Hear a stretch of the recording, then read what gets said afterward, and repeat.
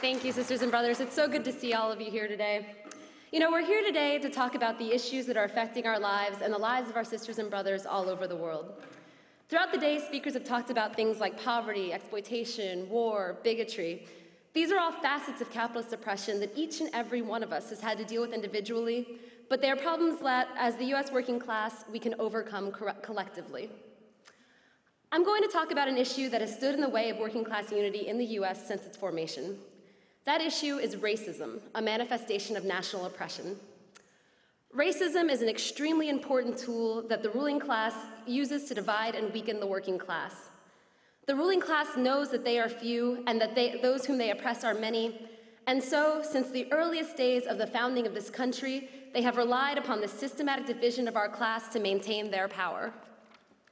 So in our perspective, overcoming racism and bigotry are the biggest obstacles keeping the working class, the United States, from realizing its potential as an agent of conscious revolutionary change. Recognizing that this is our greatest challenge is not enough. We have to defeat it. And the PSL, as a multinational party that reflects in its ranks and in its leadership the diversity of the US working class, believes that racism and bigotry can be defeated through struggle.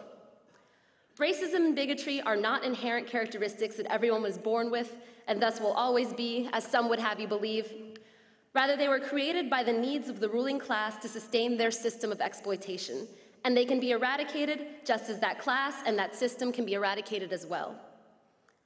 From our point of view, building unity and solidarity among all sectors of the working class and not tolerating any division is the fundamental key to the victory of the masses in our struggle for economic and social justice.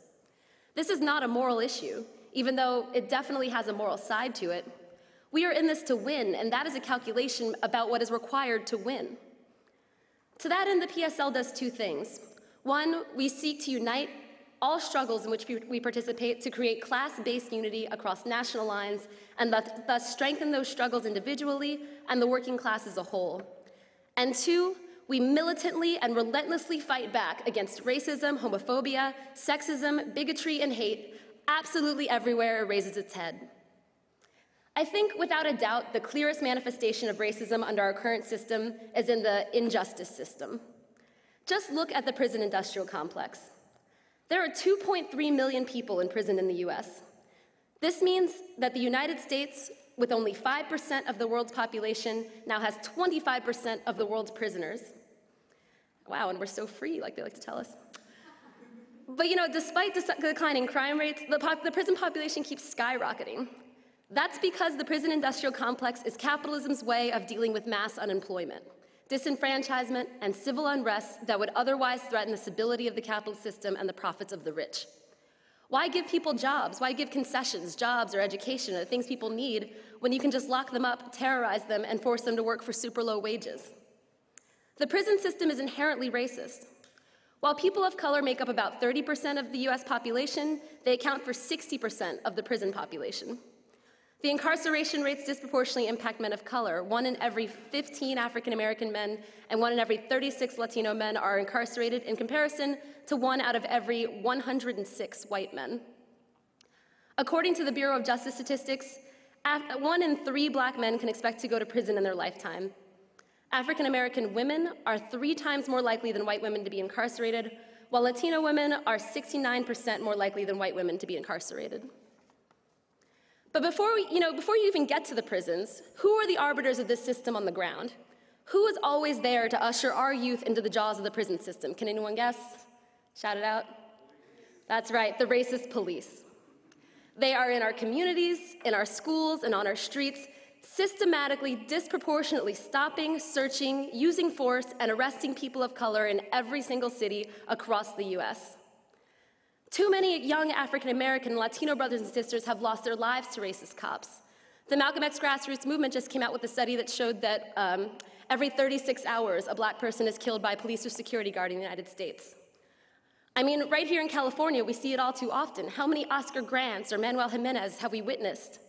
Do you remember just a few months ago when the police shot 25-year-old Manuel Diaz and 21-year-old Joel Acevedo in full view of their community in Anaheim? Not only that, but then the police released dogs and fired rubber bullets on the community members who dared to stand up to their racist murder. Well, within 14 hours of that police attack, the PSL was there. And we will always be there on the front lines of struggle against racist police repression and all forms of racism. We went to Anaheim. We conducted interviews with residents to get the story out about what really happened, because we all know that in each and every one of these cases, even often with video evidence that shows that the police are in the wrong, the media will always give the cops the benefit of the doubt, but never the community members who oppose them.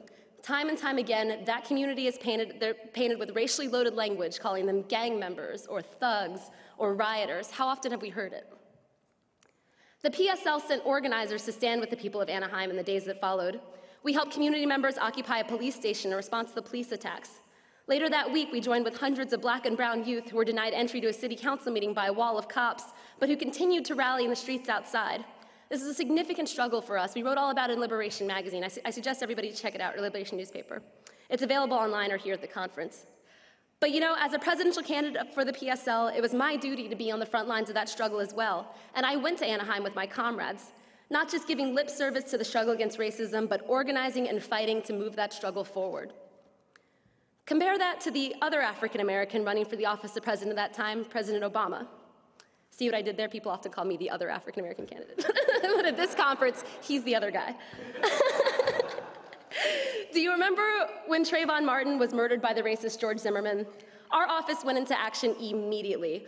Through our work with Answer Los Angeles, we were lead organizers in the Million Hoodie March to demand justice for Trayvon Martin, which brought 4,000 people to the streets of downtown LA demanding justice for Trayvon.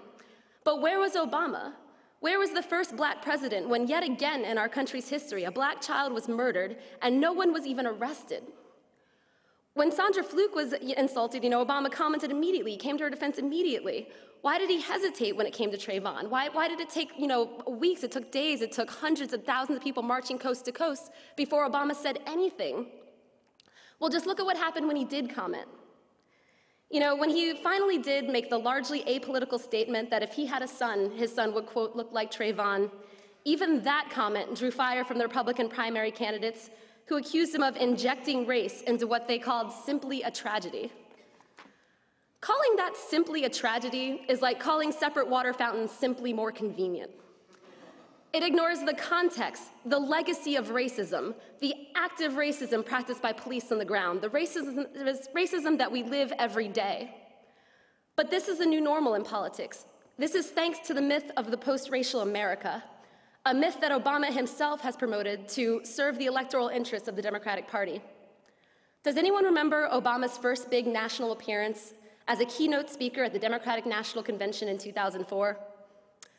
I do, because at the time I wrote an article about it for Liberation.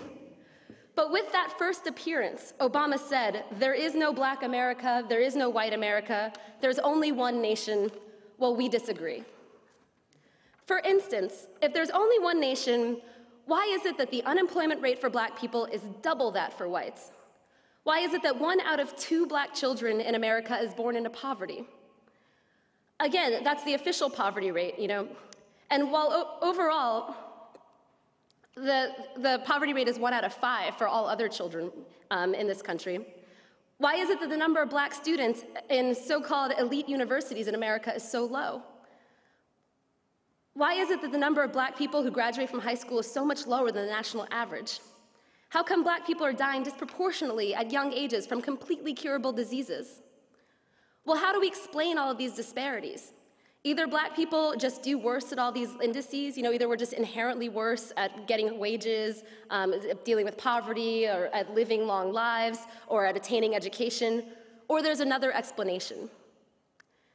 It is our contention that the other reason is the centuries-long oppression that Black people suffer as a people and as a nation within this country. Rooted initially in slavery and reinforced by centuries of extreme discrimination and bigotry. Not simply bigotry of individuals, but of a system of institutionalized racist oppression. You can have a Black president, a Black US ambassador to the UN, an African-American Secretary of State, an African-American Supreme Court judge, and none of that systematic, institutionalized, reinforced racist oppression will be even remotely disturbed.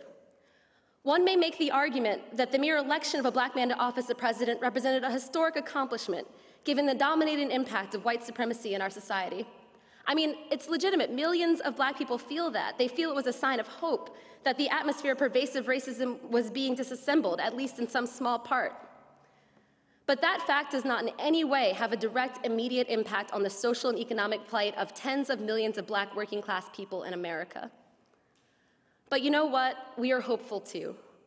We recognize the election of Obama as a historic step, but our optimism is not rooted in that. Our optimism is rooted in the fundamental idea that in spite of the pervasive racism in society, we can build a powerful, multinational workers' movement that unites all sectors of the working class while giving priority to the fight against every form of racism and national oppression.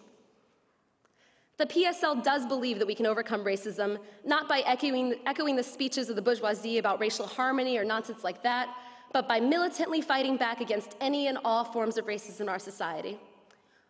Ultimately, all workers of all nationalities can have what they need. We can have real equality, and not the equality of scarcity and poverty, but the equality that enables each human being to receive from society all the things they need to live.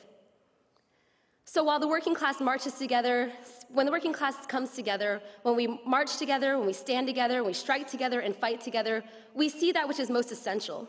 That we are from many different nationalities and ethnic groups. We are men and women, we are gay and straight, we are disabled and able-bodied. We have diversity, and we can also achieve unity against those who perpetuate a system of oppression. Multinational class unity is the alternative, indeed the only answer to the vicious centuries of racism and the divide and conquer tactics of the ruling class.